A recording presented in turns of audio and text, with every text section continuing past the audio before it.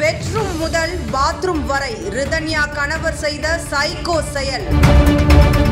ரிதன்யா தந்தை வைக்கும் பகீர் குற்றச்சாட்டு.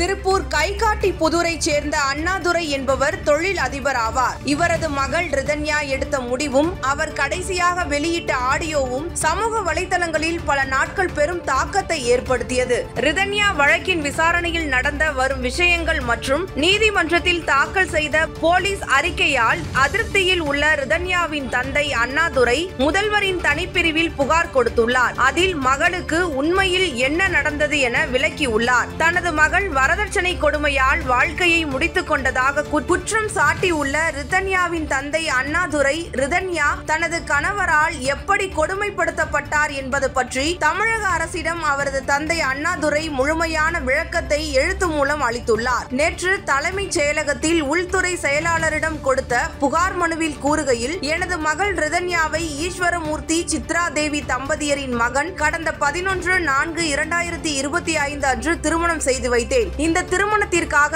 300 சவரன் தங்க நகை, ரூபாய் 62 லட்சம் மதிப்புள்ள சொகுசு கார் ஆகியவை சீதனமாக அளிக்கப்பட்டன. இந்த நிலையில் கூடுதல் தங்க நகை மற்றும் வரதட்சணை கேட்டு கணவன் வீட்டார் கொடுமைப்படுத்தியுள்ளனர். இதனால் கணவன் வீட்டிலிருந்து 25/6/2025 அன்று ரிதன்யா எங்கள் வீட்டிற்கு வந்துவிட்டார். மறுநாள் கவின் மற்றும் அவரது பெற்றோரும் எங்கள் வீட்டுக்கு வந்து தங்கள் வீட்டுக்கு வாழ வரும்படி ரிதன்யாவை அழைத்துள்ளனர். ஆனால் அதற்கு ரிதன்யா மறுத்துவிட்டார். தாயார் தொடர்ந்து கேட்டதை தொடர்ந்து கணவன் வீட்டில் பட்ட கஷ்டங்கள் பற்றி ரிதன்யா கூறி அழுதுள்ளார். அடிக்கடி பாலியல் தொந்தரவு செய்வது, இயற்கைக்கு மாறான உறவு மற்றும் தரக்குறைவான பாலியல் செயல்களுக்கு வற்புறுத்துவது என்று கணவன் செய்யும் பல்வேறு கொடுமைகளை பற்றி எங்களிடம் கூறினார். மேலும் படுக்கை அறையில் உள்ள குளியல் அறையில் அவள் குளிக்கும் போது கூட தனிமையாக விடாமல் வெளியே தெரியும் வகையில் கண்ணாடி கதவின் மூலம் பார்த்திருக்கிறார். அந்த வகையில் சைக்கோத்தனமாக தனது இச்சைகளை தீர்ப்பதற்கு ரிதன்யாவை ஒரு ஜட பொருளாகவே கவின் பயன்படுத்தி உள்ளார். இதனால் ரிதன்யாவுக்கு கடுமையான மன உளைச்சல் ஏற்பட்டிருக்கிறது. இந்த நிலையில் தான் 28/6/2025 அன்று வழக்கமாக செல்லும் கோவிலுக்கு செல்வதாக கூறிவிட்டு சென்றார். பிற்பகலில் அவளது தொலைபேசி எண்ணில் இருந்து எங்களுக்கு அழைப்பு வந்தது.